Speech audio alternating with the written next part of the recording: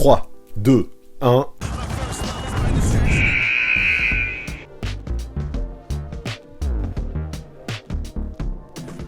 Salut tout le monde, j'espère que vous allez super bien en ce jeudi matin, et oui, vous voyez encore ma tête pour un Hot React, parce qu'en ce moment, il se passe des choses de dingue en NBA.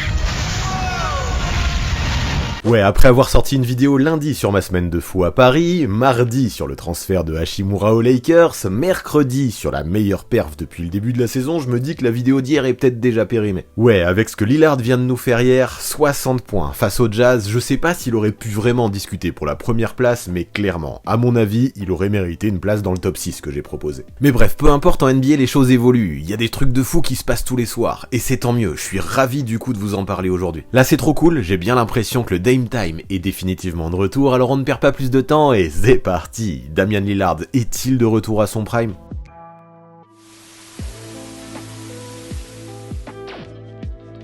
Alors peut-être que ça vient de moi, mais j'ai l'impression que ces derniers temps, au moins depuis une saison et demie, j'ai l'impression qu'on a un petit peu oublié Damian Lillard. Et pourtant, c'est un gars qui longtemps a été au sommet de la ligue, au sommet de la hype. Au sommet de la ligue, c'est peut-être un peu trop. Mais en vrai, il a été rookie de l'année en 2013, il a été le héros de shoot clutch en playoff, ça c'est un petit peu sa spécialité, les Rockets et le Thunder notamment, et Paul George aussi s'en rappelle. Il a été 6 fois All-Star, il a été 6 fois All-NBA, il a aussi été 7ème dans la course au MVP en 2021, même si on aurait pu espérer plus en carrière, c'est déjà pas mal. Et oui, clairement, Lillard, on connaît et on sait quel genre de joueur il peut être. C'est un gars qui, sur certains matchs, certaines séries, certains gros passages, est totalement capable de prendre feu, surtout lorsque les matchs sont importants. Il peut faire des perfs de ouf, où personne vraiment peut l'arrêter, même les meilleurs défenseurs. Lui, c'est le visage de la franchise de Portland depuis presque 10 ans maintenant, et clairement, tous les ans, il nous a habitués, ou quasi tous les ans, à d'énormes coups de chaud, à plus de 50, 60 points. C'est très très très lourd son talent de scoreur. Collectivement, globalement, même s'il y a des choses qui laissent à désirer, c'est plutôt propre aussi. Et puis comme on l'a dit, son moment à Damian Lillard, c'est les playoffs. C'est plutôt les matchs serrés. Des campagnes à plus de 34 points par match en playoffs, il en a fait en post-season. Et quand il est là, quand il en est à ce niveau, il arrive à faire, donner le sentiment un petit peu qu'il est encore au-dessus de ce qu'il est capable de faire offensivement en saison, qu'il est au-dessus de tous les autres, qu'il fait partie vraiment des meilleurs scoreurs de la ligue. Et quand il est à ce niveau-là, vraiment, il paraît sur un nuage. En plus de ça, c'est rapidement devenu l'un des chouchous des fans, un des chouchous en NBA, par sa faculté justement à toujours répondre aux attentes, toujours répondre aux critiques, et aussi le fait d'avoir remis Portland sur la carte, j'ai envie de dire, après la période Jay Blazers. Mais moi je crois que ce que fait Lillard individuellement, ça va même au-delà de la période Jay Blazers. Individuellement, j'ai l'impression que depuis Clyde Drexler, personne n'avait fait aussi bien, personne n'avait été aussi bon, et Clyde Drexler d'ailleurs, il vient de le dépasser au scoring dans la liste des meilleurs scoreurs all-time de la franchise des Trail Blazers. Donc tout ça, oui, ça montre que Lillard, individuellement, c'est un sacré joueur, un sacré scoreur, et oui, il a marqué tous les fans de Portland, et même plus globalement, tous les fans de la NBA. Sauf que tout ça, c'est cool, mais collectivement, ça dit quoi depuis son arrivée à Portland, j'allais dire, mais depuis son arrivée en NBA tout court à Lillard? Eh bien, moi, ce que j'ai envie de souligner, c'est que oui, toujours, on a l'impression qu'il y a eu des difficultés par le front office à l'entourer comme il faut. On a connu au départ principalement son duo avec Aldridge, mais peut-être qu'il était encore trop jeune, Lillard, pour en tirer totalement parti, même si effectivement ils ont déjà passé un tour de play-off ensemble. Puis le duo avec McCollum qui justement a pris le relais comme lieutenant de Lillard, même si Aldridge c'était pas vraiment le lieutenant de Lillard, c'était peut-être plutôt l'inverse, même si ça se discute, on n'est pas là pour ça, mais peu importe. Après c'était le duo McCollum-Lillard qui a fait de belles choses, mais clairement le fit était plutôt moyen, parce qu'on avait deux mecs qui portaient pas mal la balle, qui étaient sous-dimensionnés. Je trouve qu'en attaque le fit était pas si mauvais que ça, avec un Lillard qui shootait surtout à 3 points, un McCollum qui lui pouvait exister aussi off-ball, qui pouvait se démarquer et être très bon en mid-range. Moi je trouve que globalement ça collait, ça aurait pu être pire, en tout cas pour ce genre de joueurs, je trouve qu'ils s'en sont plutôt bien sortis, mais le problème c'est que dans le backcourt il y avait quand même de vrais soucis défensifs, car ni l'un ni l'autre ne pouvait s'occuper des meneurs ou des arrière-stars et les éteindre défensivement, et ça pour moi ça a été un gros problème à Portland pendant des années. Bon, après ça n'a pas empêché Lillard de passer plusieurs fois des tours de play-off en 2014, en 2016 et surtout en 2019, la fameuse année du gros shoot sur Paul George qui a marqué l'histoire, qui a fait rêver pas mal de fans, et qui surtout a été synonyme du meilleur parcours de toute la carrière de Damian Lillard en post-season, avec cette présence qui est allée jusqu'en finale de conférence quand même, et ça marque une carrière d'aller si loin, dans le top 4 finalement de la NBA. Cette campagne, elle a été légendaire, elle est rentrée dans la carrière du meneur, et c'est ça vraiment qui a fait et qui a participé à la greatness et à la hype qui suscite aujourd'hui Damian Lillard. Mais Dame, lui, il l'a toujours répété, c'est un winner, c'est un compétiteur, il peut pas se satisfaire juste d'une finale de conférence de temps en temps, pour l'instant une seule en carrière, c'est un mec qui a faim, qui veut pas juste faire bonne figure en playoff, aller au premier tour, voire au deuxième, et puis c'est tout. Non, il l'a clairement dit, il veut aller le plus loin possible, et s'il peut décrocher un titre, c'est son objectif numéro 1. Ce sera compliqué, c'est aussi l'objectif numéro 1 de pas mal de joueurs, mais oui, lui, il est là pour gagner, il est pas là pour sa greatness personnelle, il est pas là pour faire des stats, bon, certains diront qu'il est là pour son chèque, mais peu importe, moi j'ai pas envie de lui reprocher ça, parce que clairement, jusque-là, son esprit compétitif, son esprit de winner, il a jamais été approuvé, il a toujours été présent. Et pour ça, en tout cas, pour gagner des titres, et c'est justement, je trouve, ce qui souligne son esprit de compétiteur, plusieurs fois on a imaginé qu'il devrait rejoindre une super team, essayer de rejoindre d'autres stars, et essayer de s'offrir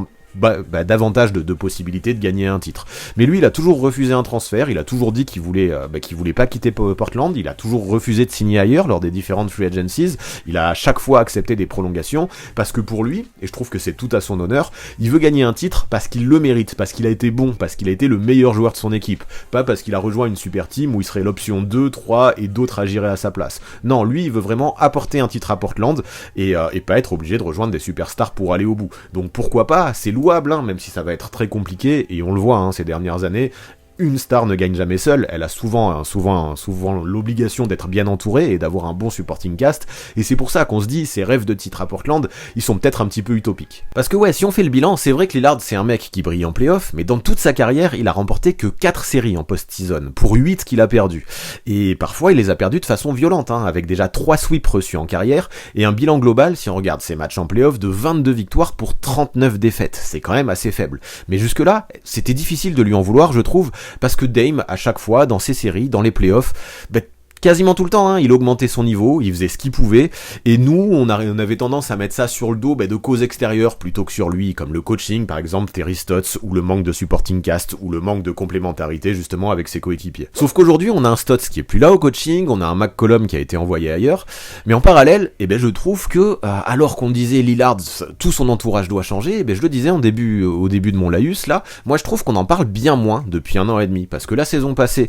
Portland n'a pas fait les playoffs, c'était la première fois depuis la saison rookie de Damian Lillard qui faisait pas les playoffs, donc vraiment ça a marqué un petit peu sa carrière, c'était à marquer d'une pierre blanche, et beaucoup même d'entre vous, je l'ai vu dans différentes vidéos sur les awards et dans tous les sondages qu'on a fait sur Discord, mettaient carrément Damian Lillard comme la déception de l'année, en disant que potentiellement il avait été surcoté dans le passé, potentiellement il avait des faiblesses qu'on pointait pas assez, et potentiellement il était fini, avec un âge qui évidemment avançait avec le temps. Moi perso, avec le recul, j'arrive à comprendre un petit peu ce sentiment, même si pour moi il était précipité, et surtout je l'ai trouvé sévère, parce que l'an dernier quand même il avait une grosse blessure aux abdos, qui l'a handicapé grandement, même quand il jouait, ça se voyait qu'il avait plus la même fluidité, plus la même liberté de mouvement, parce que même quand il était là, il avait déjà cette blessure, et au final, ouais, il a joué seulement 29 matchs, il a eu des stats largement en baisse, notamment au scoring, des pourcentages qui ont chuté, il a pas disputé le All-Star Game pour la première fois depuis 2017, ça aussi, ça marque un petit peu, et son incapacité à porter Portland à lui tout seul sur le début de saison comme il le faisait avant était notable, et je comprends que certains d'entre vous se sont dit ça y est, c'est trop tard, il est fini, et Lillard a loupé le coche. Alors ouais, aujourd'hui on a un Dame qui a 32 ans. Bon, visiblement, moi je trouve que là, ce qui est flagrant et ce qui est notable, c'est qu'il retrouve sa santé, alors que comme on l'a dit, beaucoup commençaient à l'enterrer. Et pourtant là, moi je trouve que avec un effectif plutôt new look à Portland, on a un meneur qui peu à peu, et même depuis un petit moment, est en train de retrouver de sa superbe dans l'Oregon. Offensivement, on le voit sur le visuel que j'ai affiché, il tourne à plus de 30 points par match, c'est quand même très très lourd, il retrouve des pourcentages très corrects aussi, il délivre plus de 7 passes de moyenne, c'est fort, pour moi c'est son niveau, il est proche de son meilleur niveau, au moins statistiquement, et ok, là où on peut lui jeter la pierre un peu, là où on peut critiquer, c'est que pour le moment on a des Blazers qui ne peuvent toujours pas assurer qu'ils seront en play-off ou même pas en play-in à la fin de la saison. Aujourd'hui, ils sont 12e à l'ouest, ça pique, c'est compliqué, si la saison s'arrêtait là, ils ne seraient même pas qualifiés pour le play-in, mais moi ce que je retiens, c'est qu'ils sont seulement à 4 victoires de la 5e place, et ça ça montre que cette conférence est très serrée et qu'il en faut peu justement pour essayer de grimper dans les classements, et Portland clairement est toujours en course, même si aujourd'hui ils sont pas dans le top 10. Et Lillard, moi je trouve, qui toute sa carrière a trouvé un petit peu sa force dans le fait d'être sous-coté, dans le fait d'être oublié, dans le fait d'être critiqué, de ne pas être jugé à sa juste valeur, et bien en ce moment c'est un petit peu ce qui est en train de se passer autour de lui, et ça, comme il l'a fait souvent depuis le début de sa carrière, ça lui permet d'exploser encore plus et d'atteindre des sommets encore plus importants. Déjà moi je trouve qu'avant le match d'hier, il était en train de retrouver ses standards. Depuis le début de la saison, il a été 5 fois au-dessus des 40 points, une fois il a atteint les 50, et surtout moi ce que je pouvais noter, ce que je pouvais remarquer et qui était flagrant, c'était sa montée en puissance qui était carrément incroyable depuis le mois de janvier. Sur les 13 matchs qu'il a joué en janvier, il tourne à plus de 34 points par rencontre, c'est quand même complètement lourd, ses pourcentages sont fous, il essaye de porter Portland vers la win autant qu'il peut, même si ça marche pas tous les soirs, et sa performance à 60 points d'hier là, un petit peu en mode cerise sur le gâteau, était là pour montrer qu'on était vraiment en train de retrouver le grand Dame. Là j'ai changé le visuel justement, je vous ai mis un petit peu les stats de la rencontre d'hier, et là ça s'est vu, de toute façon, dans ce match face au Jazz, tous les superlatifs qu'on lui connaissait un petit peu dans le passé étaient de retour. On disait qu'il était injouable, incendiaire, exceptionnel, fabuleux, enfin tout ce que vous voulez, et ce qu'on voyait en tout cas depuis quelques semaines, et ça le match contre le Jazz en était la vraie conclusion, en tout cas la vraie preuve, c'est que son caractère de tueur, qu'il définissait pendant quasiment toute sa carrière, était définitivement en train de refaire surface. C'est un gars qui ne peut pas accepter la défaite, qui peut pas accepter ou qui peut pas imaginer de louper les playoffs encore cette année, et pour ça, oui, individuellement, pour essayer de porter son équipe le plus haut possible, parce qu'on le rappelle, à mon avis, de toute façon, la priorité pour Lillard, c'est de gagner et d'aller le plus loin possible. Il est capable, dans ces moments-là, de sortir une artillerie super lourde. Et hier, c'est la défense du Jazz qu'il a compris et qu'il a appris à ses dépens. Et souvent, de toute façon, Lillard avait déjà fait des dégâts contre cette équipe. Mais là, cette nouvelle équipe du Jazz, avec pas mal de jeunes, elle a compris vraiment qui était Damian Lillard. Le mec, clairement, il était énervé, et dans ces moments, on le sait, mieux vaut pas se retrouver sur sa route. Il a mis 60 points, certes, c'est déjà énorme, hein, c'est la deuxième perf de la saison à égalité avec Doncic, et derrière Mitchell en termes de scoring, mais surtout, il avait une adresse de ouf, à 21 sur 29 au tir, et un 9 sur 15 assez incroyable de loin, surtout que il a été complet aussi, avec 8 passes, 7 rebonds, 3 interceptions aussi. Le mec, il a tout fait, et il a entamé les hostilités après un premier quart à peu près tranquille, avec un deuxième quart complètement exceptionnel, où il a rentré 17 points dans la période. Et ça, c'était pas juste un coup de chaud temporaire, parce que au retour du vestiaire, il s'est pas refroidi, bien au contraire. On avait l'impression qu'avec lui, à chaque shoot qu'il prenait, on avait le cercle qui était large comme l'océan Pacifique, il y avait tout qui rentrait, tu pouvais juste pas le défendre. Si t'étais trop près de lui, il arrivait à attaquer le cercle, il allait chercher des pointes dans la peinture, ou à mi-distance, avec des flotteurs, et si tu le défendais de trop près, de toute façon, quand il attaquait le cercle, il arrivait très bien à provoquer des fautes, lui qui a fait un 9 sur 10 au lancer franc hier. Par contre, si tu le serrais pas d'assez près, si tu montais pas assez haut sur lui au périmètre, et ça c'était fou, regardez les images de ce match, son insolence te punissait complètement. Le mec était bouillant, il a mis quasiment la moitié de ses points à 9 ou 10 mètres en prenant des shoots très très loin derrière la ligne à 3 points. Tu pouvais pas lui laisser un mètre d'espace. Et ça, moi c'est ce que j'ai trouvé encore plus remarquable dans sa performance d'hier, c'est qu'il l'a fait avec une facilité qui était déconcertante. À la fin du troisième quart, il avait déjà 50 points au compteur. C'était complètement lourd, il était parti sur des bases pour exploser son record en carrière. Donc après, il s'est un petit peu calmé, et de toute façon on peut pas lui en vouloir, parce que vraiment il a plus qu'à dérouler dans le quatrième quart, en étant bien accompagné par Anthony Simons, qu'on n'avait pas très vu dans le match, mais qui s'est bien chauffé dans la période, et on a une équipe de Portland face à Utah, qui s'est imposée de 10 points, face à une équipe qui est pourtant intéressante, depuis le début de la saison. C'est clairement la belle histoire, l'équipe Cinderella du Jazz, et non, là, Damian Lillard ne leur a laissé aucune chance. Là, il a réalisé tout simplement son quatrième match à 60 points en carrière, il était juste à un petit point de son career high, qui est à 61, il rejoint un cercle qui est très fermé, qui est composé de Wilt, de Kobe, de Michael Jordan et de James Harden, dans les joueurs qui ont passé ou dépassé 4 fois au moins la barre des 60 points. Tout ça, c'est très lourd, et je trouve que faire ça avec autant de facilité qu'il a donné hier, avec autant d'insolence, comme si c'était juste un autre jour au boulot, je trouve que ça rend cette perf encore plus lourd, parce que bien sûr, on peut pas lui... c'est pas non plus comme s'il avait été flegmatique. Il a été particulièrement agressif hier, mais en fait, il a juste joué son jeu. Le jeu qu'on connaît, le jeu qu'on aime. Cette espèce de jeu où il a toujours quelque chose à prouver, on le disait avant. Et ce jeu auquel il nous a habitués à chaque fois qu'il était dos au mur. Et là, avec une équipe de Portland qui, ces derniers temps, galérait un petit peu, il fallait un gros Damian Lillard. Et ça, il le montre depuis janvier. C'est encore un gros Damian Lillard. Il est toujours là. Il a reçu les chants de MVP à Portland, et même si, bien sûr, à mon avis, il gagnera pas le trophée en fin de saison, c'était mérité d'avoir toute cette hype et toute cette reconnaissance de la part de son public. Et moi, j'ai trouvé, regardez les images de ce match, quel plaisir vraiment de voir un Damian Lillard comme ça, de retour à son summum. Là en fait hier, de toute façon il était juste dans une zone qui était folle, avec un true shooting percentage de presque 90%, je sais pas si vous vous rendez compte de la dinguerie. Il a tout simplement rendu ce match à 60 points le plus efficace de toute l'histoire, personne n'avait scoré 60 points avec une telle efficacité, et il a clairement tout pété. Sûrement il était énervé du trolling de Beverley qui avait montré, qui avait fait comme si sa montre était cassée là en début de semaine, lors de la défaite des Blazers face aux Lakers, en mode ça y est, le Dame Time s'est cassé, c'est terminé. Et là non, de toute façon dans ce match avec cette adresse, ces statistiques, non, Damian Lillard a montré que le Dame Time n'était pas fini et qu'il pouvait toujours montrer son poignet pour faire fonctionner sa montre. Alors maintenant la question qu'on peut se poser, je trouve, c'est est-ce que Portland doit faire mieux avec un Lillard qui est aussi fort, qui a un tel niveau, et une équipe qui finalement sur le papier est plutôt intéressante, avec des joueurs comme Jeremy Grant, comme Josh Hart que j'aime beaucoup, comme Yusuf Nurkic, comme Anthony Simons aussi, qui est un gros scoreur, même si j'ai l'impression que ce duo possède un petit peu les mêmes problèmes que le duo qu'il y avait avec McCollum, avec deux arrières sous-dimensionnés qui sont pas des experts en défense, mais peu importe, cette équipe quand même sur le papier, elle me semble forte, et oui, sûrement, on se dit qu'elle pourrait faire mieux que cette 12e place. Mais moi, ce que j'aime bien, c'est l'impression que ça donne dans cette team de l'Oregon, c'est que malgré cette 12e place, et malgré le fait que, comme on l'a dit tout à l'heure, si la saison s'arrêtait maintenant, il n'y aurait pas de play-in, la panique n'est pas là. On a un Billups au coaching, qui a remplacé Stotts, comme on a dit tout à l'heure, ça fait 2 saisons qu'il est là, qui a un discours positif. Il est conscient que le collectif doit s'améliorer, mais ce qui est assez appréciable, c'est qu'il jette la pierre sur personne, ou sur aucun poste, aucun secteur.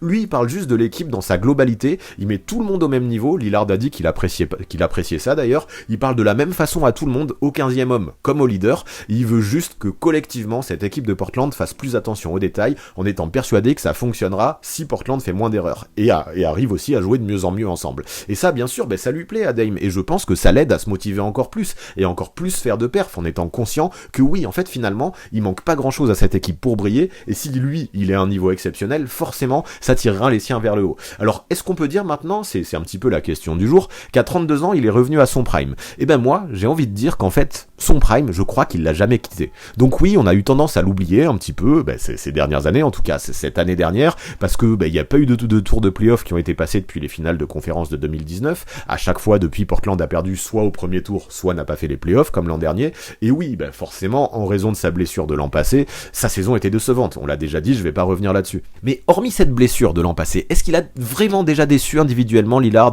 Non, jamais, ou rarement. Moi, j'ai l'impression que Dame, ça reste toujours le même, un basketteur au talent offensif de ouf, qui est capable de coups de chaud monumentaux, avec une adresse et une réussite insolente. C'est un scoreur qui est complètement inarrêtable lorsqu'il est dans la zone, et c'est surtout un mec qui, à chaque fois qu'il va se retrouver acculé, est capable de performances énormes. Et ça, c'est très appréciable de le voir à ce niveau. Moi, je crois que sa performance d'hier a rappelé ça à tout le monde, que à chaque fois qu'on l'attendait pas, à chaque fois qu'on le critiquait, à chaque fois qu'on l'oubliait, il était capable de fermer énormément de bouches. C'est toujours le même, et à 32 ans, je crois qu'il est pas encore sur la pente descendante. Ça va peut-être pas tarder, mais là, dire qu'il y est actuellement, à mon avis, c'est se tromper. Maintenant, il manque que des wins à Portland pour concrétiser un petit peu ça, et pour essayer de convaincre tout le monde qui se trompe, comme il l'a toujours fait en fait dans sa carrière. Très souvent, il y a eu des critiques envers Damian Lillard, moi je me rappelle, dans certaines vidéos, je l'avais plutôt critiqué. À chaque fois, maintenant je m'y habitue, à chaque fois il ferme ma bouche derrière, à chaque fois il montre que non, il faut pas l'enterrer, il faut pas l'oublier, et que c'est à chaque fois dans la difficulté qu'il puisse son meilleur niveau. Donc à l'équipe maintenant, et à lui de se qualifier en play-off, pour essayer de profiter de cette période de prime encore, tant que Lillard est dedans, parce que comme je dis, je suis sûr qu'il est encore dedans,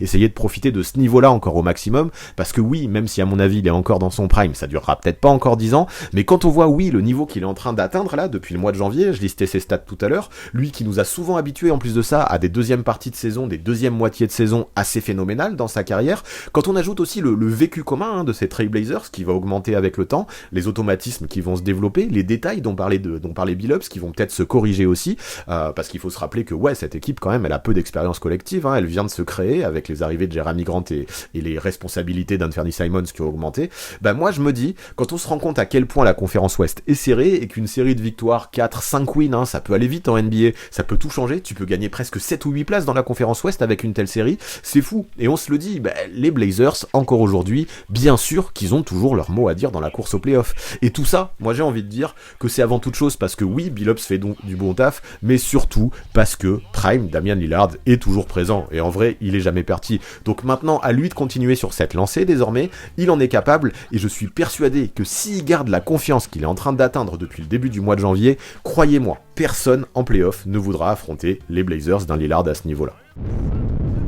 Voilà pour ce qui est de Damian Lillard et son prime, voilà pour ce qui est de ce nouvel Hot React. Alors qu'est-ce que vous en pensez, vous? Vous pensez que c'est surtout de la poudre aux yeux, et surtout des performances statistiques qui apportent pas grand chose, ou alors est-ce que vous pensez comme moi, que Lillard est toujours dans son prime et qu'il ne l'a jamais vraiment quitté? Est-ce que vous pensez également qu'avec lui, les Blazers vont se qualifier en playoff, en passant par le play-in ou non? Dites-moi tout ça dans les commentaires, j'ai hâte de connaître votre avis. Et pour finir, vous connaissez les bails, on s'abonne à la chaîne, on active la cloche pour recevoir les notifications, on lâche un maximum de pouces bleus, et on rédige ses meilleurs commentaires. Big up en tout cas à tous ceux qui sont restés jusque là dans la vidéo, c'est super important pour la mise en avant, le watch time et le référencement sur YouTube, et merci à tous ceux qui continuent à soutenir sur Twitch ou sur Tipeee, vous êtes une vraie team. Alors si vous aussi vous voulez rejoindre ces mecs et ces filles en or, vous savez quoi faire, toutes les infos seront dans la description. Et j'avoue que là, à chaque fois, vu qu'au mois de janvier, c'est un peu la cata sur YouTube, j'ai besoin de vous. À très vite.